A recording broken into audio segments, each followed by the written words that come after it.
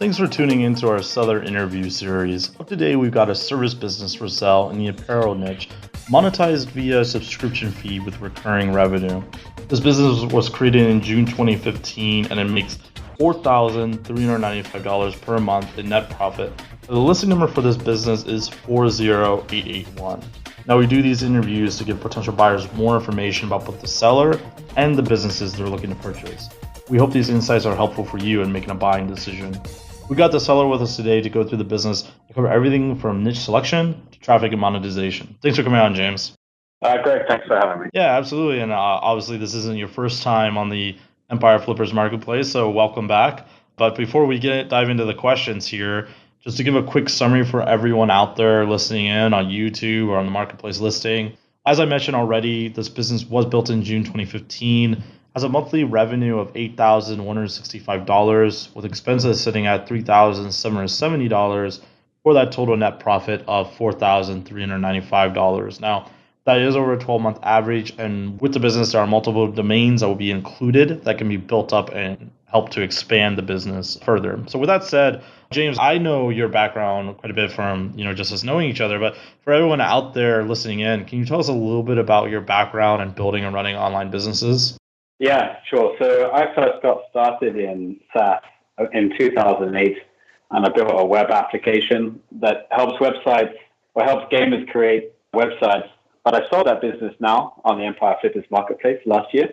That was my first acquisition. So thank you very much for that. Back in 2013, I decided to kind of take the plunge, and I left the UK, and I've been out in Southeast Asia. I'm in Davao in the Philippines at the moment. I'm actually pretty good friends with Joe and Justin, the founders of Empire Flippers, and I also know you personally, Greg. We met in Ho Chi Minh last year, and quite cool. Okay. But apart from that, I've also got a few other projects on the go as well. As I mentioned, the website builder before, this current business now, which I've been working on since 2015. So I also have another business that I co-founded last year. And since last year, over a year ago, that's probably been like my main focus. So I've been working on that business most of the time. So how did you come up with the idea to start this business in particular? Was it like a competitor research gap or a gap in the market that you saw?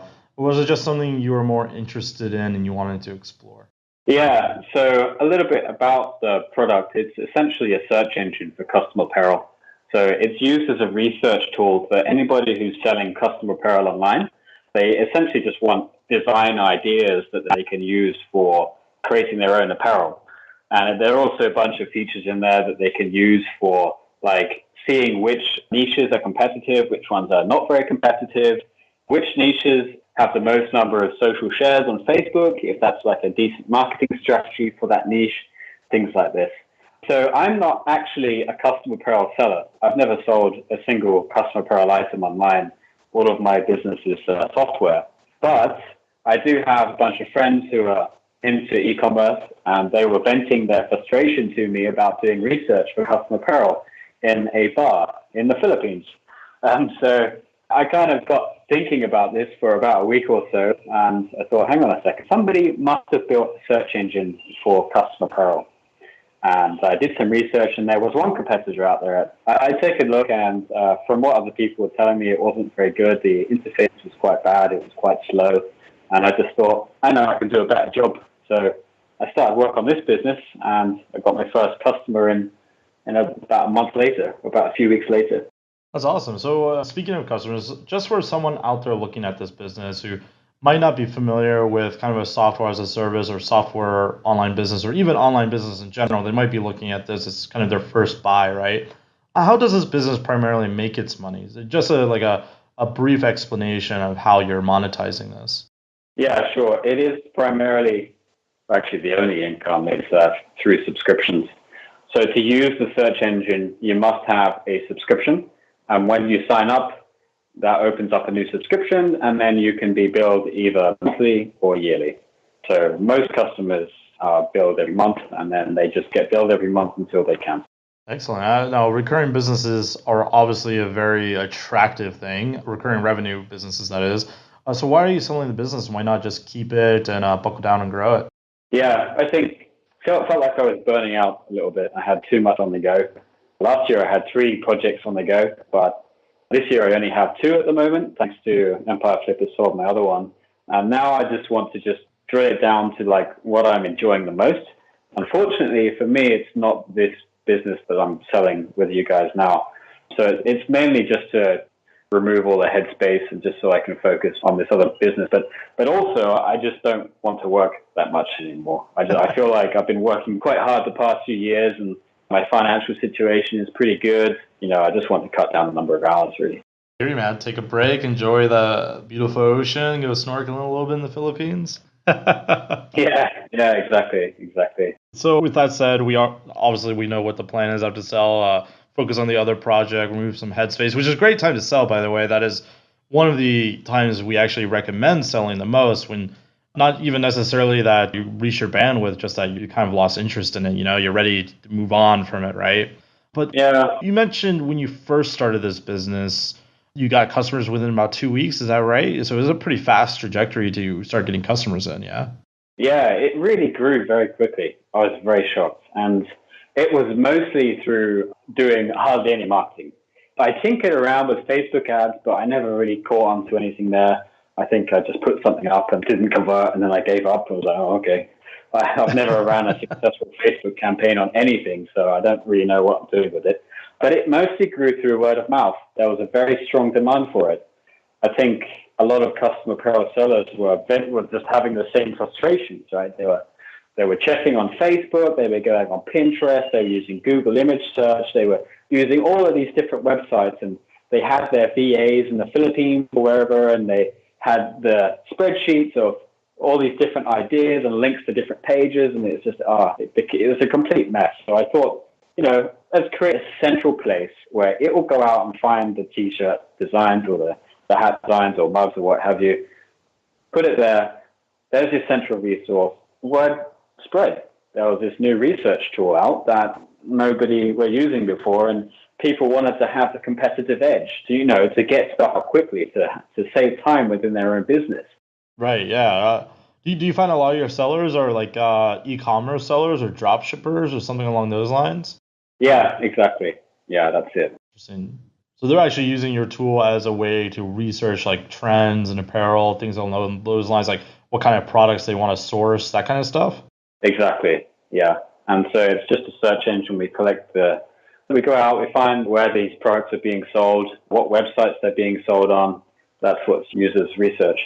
Now, when it comes to traffic, are you still mainly just getting, or actually, just take a step back there. Is there anything you learned from this business that you might be applying to your next business, the one project you really want to focus on? One lesson you learned from this business just worked really, really well for you?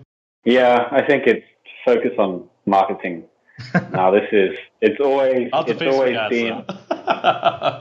Well, this is the thing though, is like most of the sellers who use this business is that they use Facebook as their traffic source. So they use paid ads on Facebook. So I know that my customers are on Facebook, but I'm not really doing anything with that. And I think it's just because I don't know how to do it and I don't have any interest in doing it. So I think that if somebody has the marketing experience, that could turn out pretty well. But to answer your question, Greg, what I'm doing now in my new business that I founded last year is that we're sourcing marketing. We did that by selling a bunch of shares to another company, and they've already got an established marketing team, and that's working out really, really well. By sourcing shares, you mean like giving some of the equity to the marketing team? Is that correct? Sorry, yeah, that's what I meant. Yeah. Okay, cool. I was just making sure I understood the terms there. Yeah, that's definitely a good idea. You can't be an expert at everything, right? So the best time to outsource is when you need an expert that you're not the expert for, right? Like there's no way I could build a SaaS product. I'll never be that expert. I'll hire James Andrews for that. So have you tried anything that didn't work? Is there anything that just like, man, you tried it, you thought it was going to work, you thought it was going to be successful, but it just kind of failed flat on its face? Yeah, there is. So with this one, it's partially my fault, actually. So basically I thought, well, I'm collecting this data, right? It can be useful for people who are selling online, but it might also be interesting for people who are looking for products to buy. And so what I did is I created another website for like another search engine for consumers.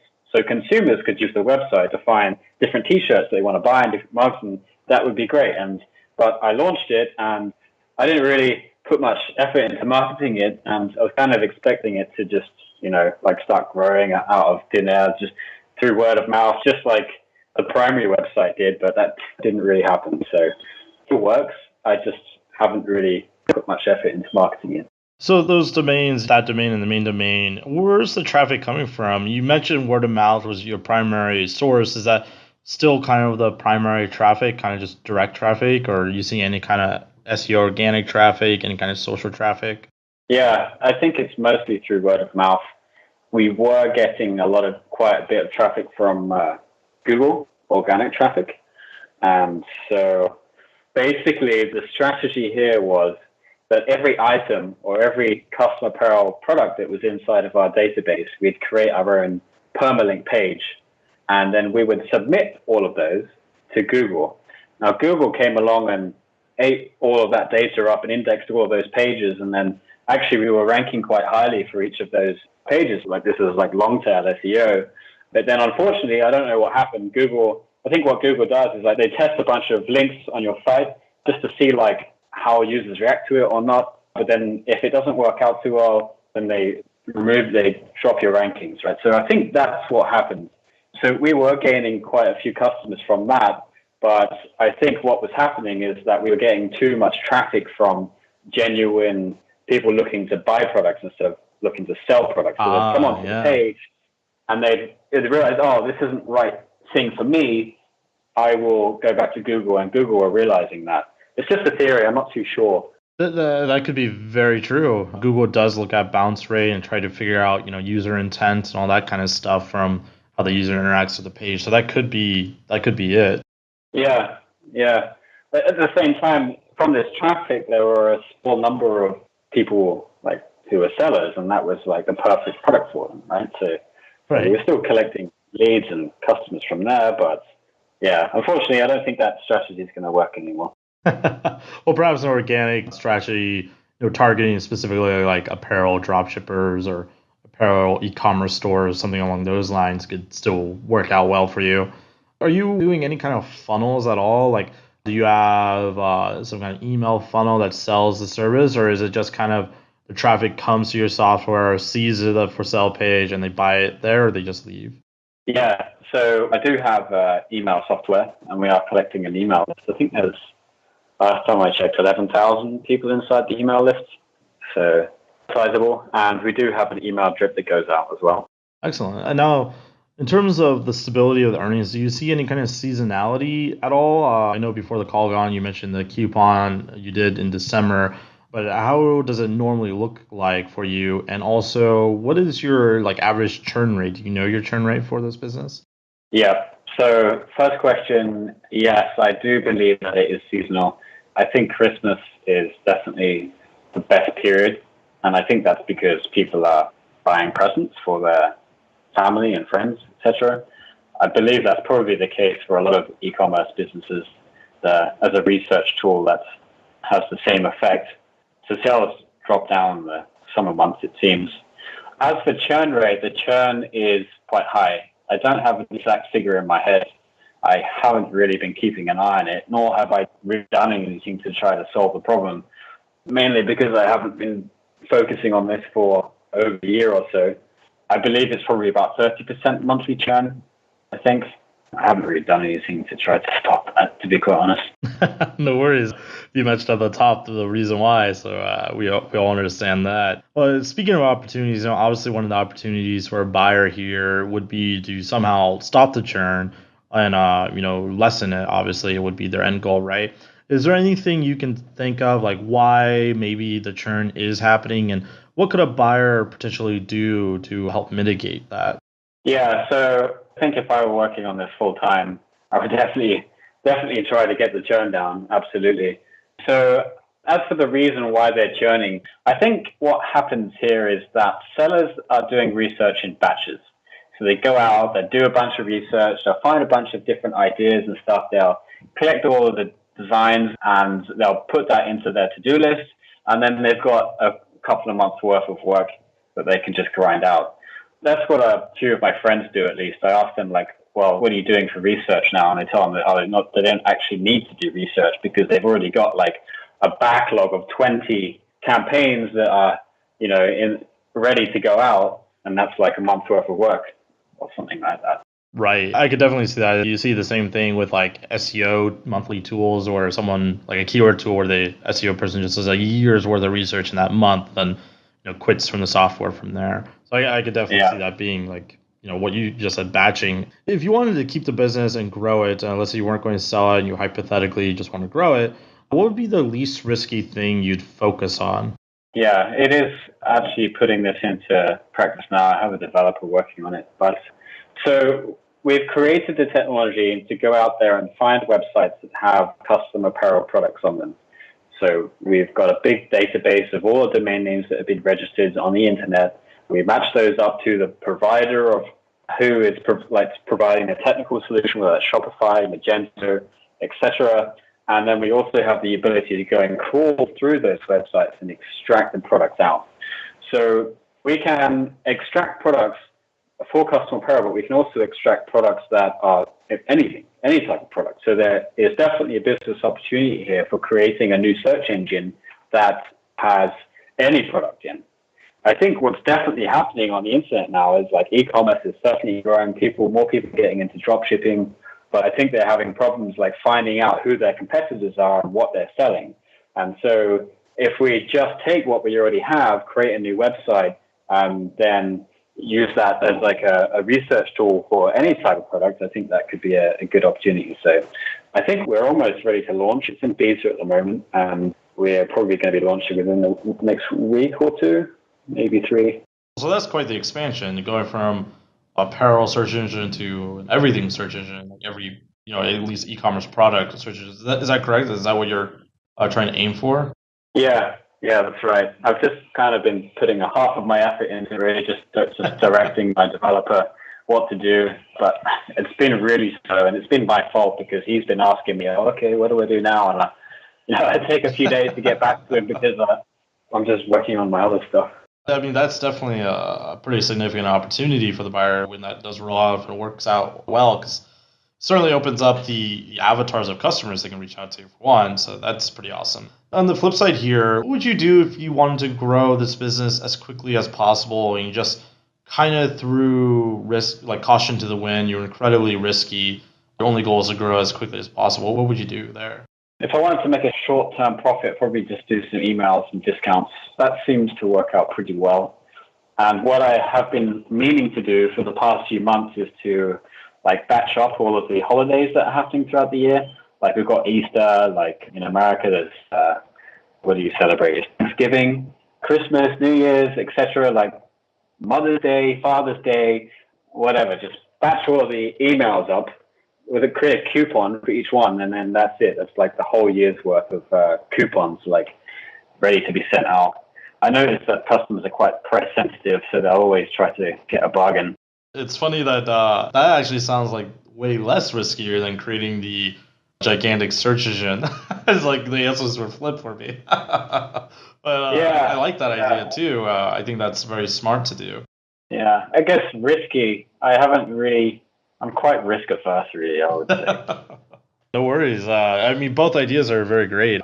I like the idea of having an email funnel kind of perpetually in motion, right? Like it always going out and reminding customers to come back in or something along those lines. I think that's a really good idea, as well as expanding the search engine to other categories. Mm-hmm. When it does come to risk, though, what do you think is the biggest risk to a business like this that buyers should be aware of?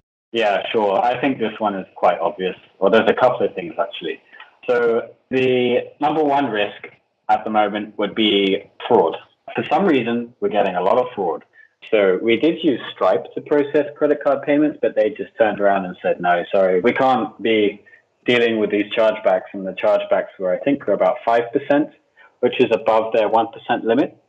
And so we migrated over to Braintree Payments, and we implemented their 3D Secure and their anti-fraud technology. And so far, that's been working out pretty well. The chargebacks have definitely come down.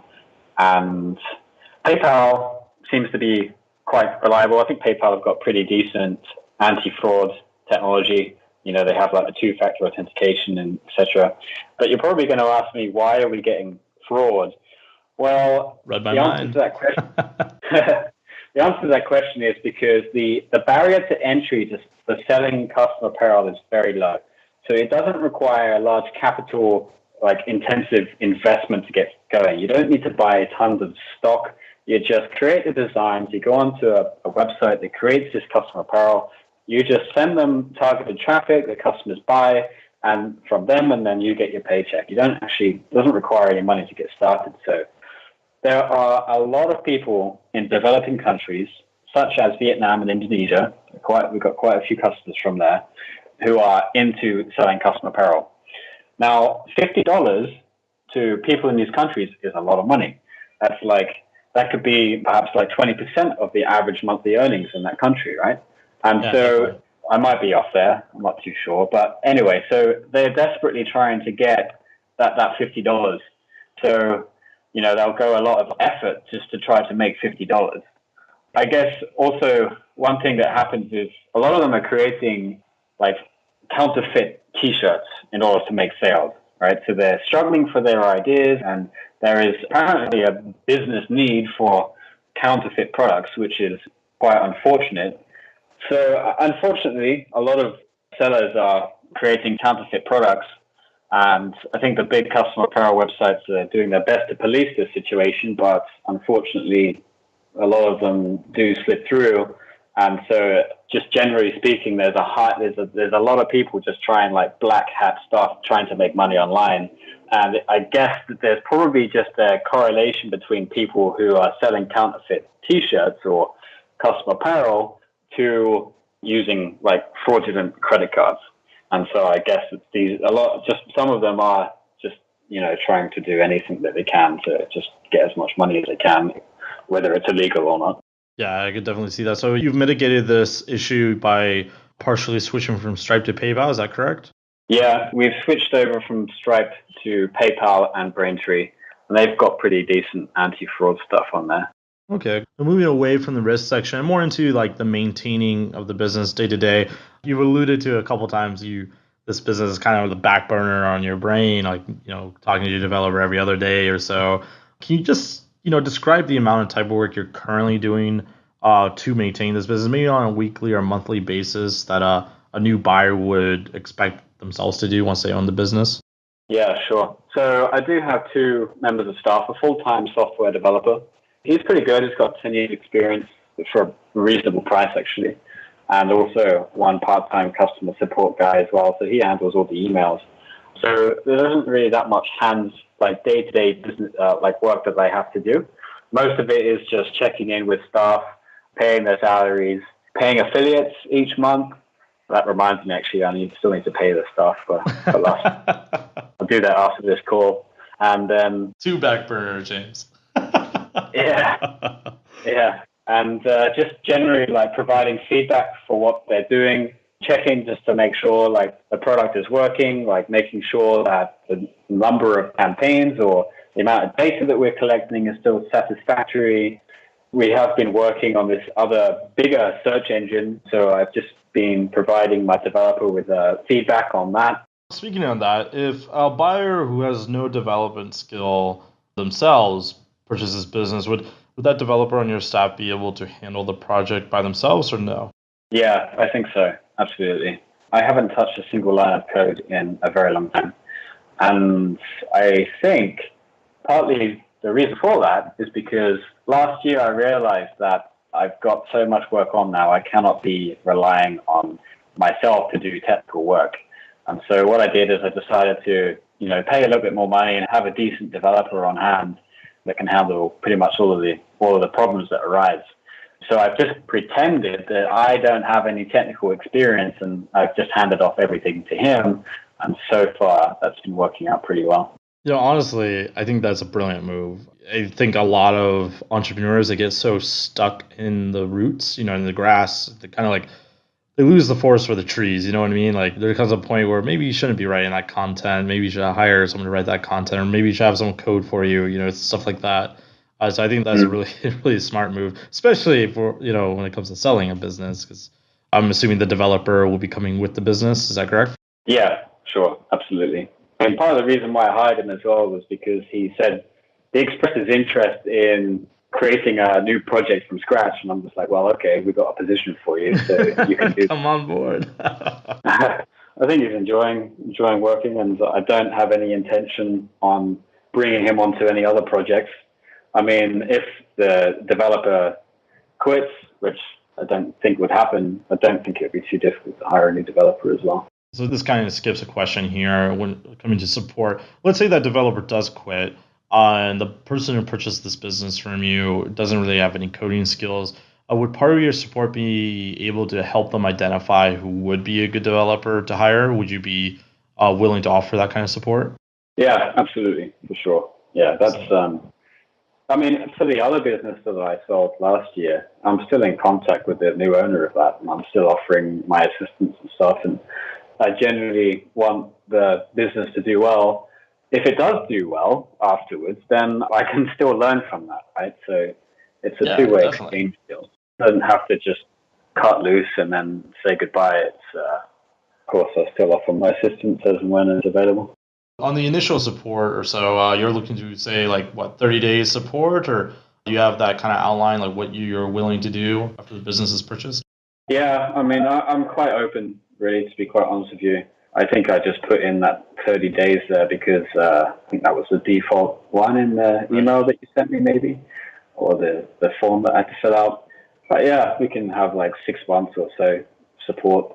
Within I think reason, of 6 months. course. No 10-hour marathon calls on Skype every day, I'm assuming. Yeah, that's right. Like we can have a weekly call for 6 months. I think that would be a reasonable amount for like an hour or so. I think 6 months, after 6 months of having a business, I think you'd really know the ins and outs of it. Yeah, definitely. Pretty sure I know the answer to this question already, but would you be willing to sign or commit to a non-compete that you're not going to go out and build the same software after someone buys it from you? Yes, absolutely. My other project has nothing to do with this. And yeah. Excellent. Obviously, the best case scenario here for you and for Empire Flippers, someone comes in and buys this at full list price, but would you at all be open to a split or earn out? Say, like someone says, look, I'll give you 80% up front, I'll give you 20% after this certain training period is reached, or something along those lines? Yeah, I think I'd be looking to have 80% minimum. 20% could be an earn out deal over 6 months or something like that. Definitely. So before I ask you my final question, James, my hot seat question, if you will, here, just to give a quick summary of the business, again, a bit of a reminder for everyone that's listening in, whether they're on YouTube or on the marketplace listing. A quick summary of the business. It was built in June 2015, has a monthly revenue of $8,165. Expenses are sitting at $3,770 for a total net profit of $4,395. Now, that is over a 12-month average. And with that, there are multiple domains included that can be built to expand the business. And you also mentioned your email address is sitting at around 11,000. Is that right, James? Yeah, something like that. Yeah, so that will also be included with the business, obviously. So definitely a good place to start off for anyone savvy with email marketing. So my final question here for you, James, is what is your best pitch in 30 seconds or less on why someone should purchase this business? Yeah, well, I guess the main reason why I've just kept it is because I've just been holding it for the passive income, which has been quite nice. It is quite a decent passive income, but at the same time, because I haven't been working on it for quite some time, I think there is still some growth potential there. So I guess it's probably a decent opportunity for anybody who's looking to buy the passive income stream or who's looking to grow the business. And of course, I'm happy to stick around for a few months and offer my support and assistance to help you do that. That was a great answer. I think expanding the search engine to multiple products is definitely a huge opportunity for this business as well. And obviously, you have a good email list for new buyers to start off with, and SaaS tends to do pretty good with Facebook ads. If you get that sales funnel down, so that's also another opportunity there. Definitely worth exploring. So if you're watching this on YouTube and you want more information about this business, the link will be below the video that would take you to the marketplace listing. Now, if you're watching this on the actual listing page and you want more information, you you become a depositor today, it's super easy. All you have to do is click the button, make a deposit, and you'll be given everything you need to review this business. So, James, thank you so much for coming on, man. It was an absolute pleasure. Greg, thanks. It's always pleasurable talking to you. Thanks for everything.